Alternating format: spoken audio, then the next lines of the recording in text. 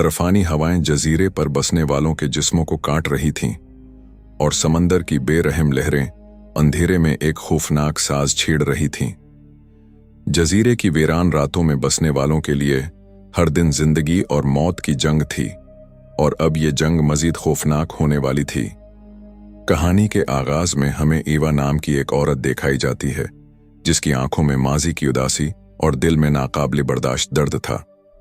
उसका शवहर, जो इस कबीले का रहनुमा था, हाल ही में एक पुरअसरार हादसे में मारा जा चुका था।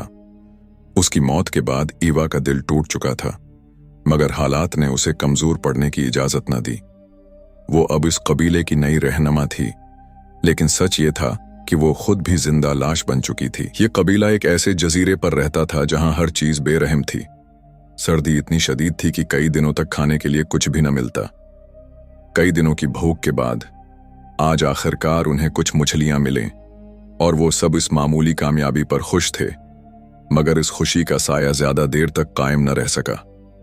हलगा, एक बूढ़ी औरत जो कबीले के साथ रहती थी, हमेशा खौफनाक कहानियां सुनाया करती थी। ये जजीरा आम जगह नहीं है, वो हमेशा यही कहती थी, और उसकी प्रासरार आंखें किसी बड़े राज की गवाही देती थीं। मगर इस रात उसने एक ऐसी कहानी सुनाई जिसका असर उनकी हकीकत पर पड़ने वाला था। वो कहानी थी, वो लोग जो समंदर में मरते हैं कभी मरे नहीं रहते। इस रात सबने खाने के बाद सोने की कोशिश की, लेकिन ईवा को नींद नहीं आई। इसका ज़मीर चीख रहा था। उसे लगा जैसे कोई छुपा हुआ खतरा उनके करीब आ रहा हो। अगली सुबह जब सब जागे तो उन्हें एहसास हुआ कि उनके पास खाने का सामान सिर्फ चंद दिनों का बचा था। उन्हें नदी में जाकर शिकार करना था।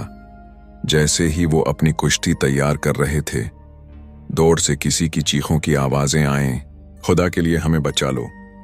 सबने मुड़कर देखा। एक कश्ती डूब रही थी और कुछ लोग मदद के लिए चला रहे थे। हमें उनकी मदद करनी चाहिए, कबीले के एक शख्स ने कहा, लेकिन रगनार ने सख्ती से मना कर दिया। नहीं, हो सकता है ये चोर हों, और अगर हमने उनकी मदद की तो ये हमारा बचा खुचा सामान भी लूट लेंगे। ईवा अंदर से मदद करना चाहती थी, लेकिन कबीले की हिफाजत उसकी औलीन तरजीह थी। उसने बेबसी से इनकार कर दिया और देखती रही कि वो लोग पानी में डूब गए और हमेशा के लिए खामोश हो गए। मगर कहानी यहीं खत्म नहीं हुई। कुछ देर बाद ईवा को नदी के किनारे एक बक्सा मिला। जब उसने और रगनार ने उसे खोला तो अंदर ताज़ा गोश्त रखा था। इसका मतलब था कि डूबने वाले लोगों के पास मजीद सामान भी हो सकता था। रात के अंधेरे में ईवा और उसके कुछ साथी दोबारा इसी जगह पहुंचे जहां कश्ती डूबी थी। मगर जैसे ही वो एक और बक्सा खोलने लगे, उन्होंने देखा कि कुछ लोग अभी तक जिंदा थे। वो जिंदा बचने वाले कबीले की कश्ती पर चढ़ने लगे, लेकिन उनकी कश्ती पहले ही छोटी थी। रुको, अगर तुम सब आ गए तो हम भी डूब जाएंगे, ईवा चीखी। लेकिन वो बाज नहीं आए। गुस्से में दानियाल ने कुल्हाड़ी उठाई और एक आदमी के सीने में दे मारी। खून की धार बही और वो आदमी जमीन पर गिरकर साकित हो गया। वो किसी बेकसूर को मार चुके थे और शायद उसकी कीमत उन्हें अदा करनी पड़ती, और कीमत अदा हुई। जब वो लोग वापस जजीरे पर पहुंचे तो देखा कि रगनार लापता था। पानी की बेरहम लहरें उसे ले जा चुकी थीं। अब कबीला एक और रहनुमा से महरूम हो चुका था। ईवा ने दानियाल को इसकी जगह संभालने को कहा, मगर वो खुद एक अंदरूनी खौफ में मुब्तला थी। और फिर वो लम्हा आया जो इन सब की जिंदगियां बदलने वाला था। अगली सुबह जब सूरज की रोशनी पानी पर पड़ी तो मुर्दा लोगों की लाशें किनारे पर बहकर आ गईं, लेकिन एक लाश के पेट में हलचल हो रही थी। ये वही आदमी था जिसे दानियाल ने कुल्हाड़ी से मारा था। सब साकित रह गए। ये कैसे मुमकिन है?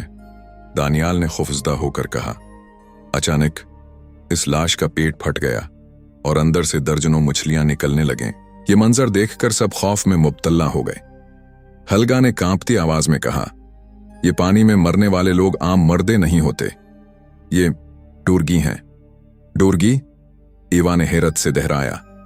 हलगा ने कहा, पानी में मरने वाले कुछ लोग मौत को कबूल नहीं करते। वो जिंदा लाशों में बदल जाते हैं, और जब वो वापस आते हैं तो वो जो भी रास्ते में आए उसे मार देते हैं। ये सब बकवास है।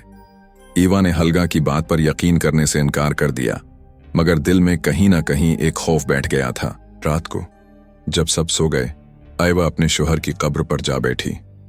अगर तुम होते तो सब कुछ मुख्तलिफ होता। आंसू उसके गालों पर बहने लगे। वो वापसी के लिए मुड़ी, मगर उसे महसूस हुआ कि कोई उसका पीछा कर रहा है।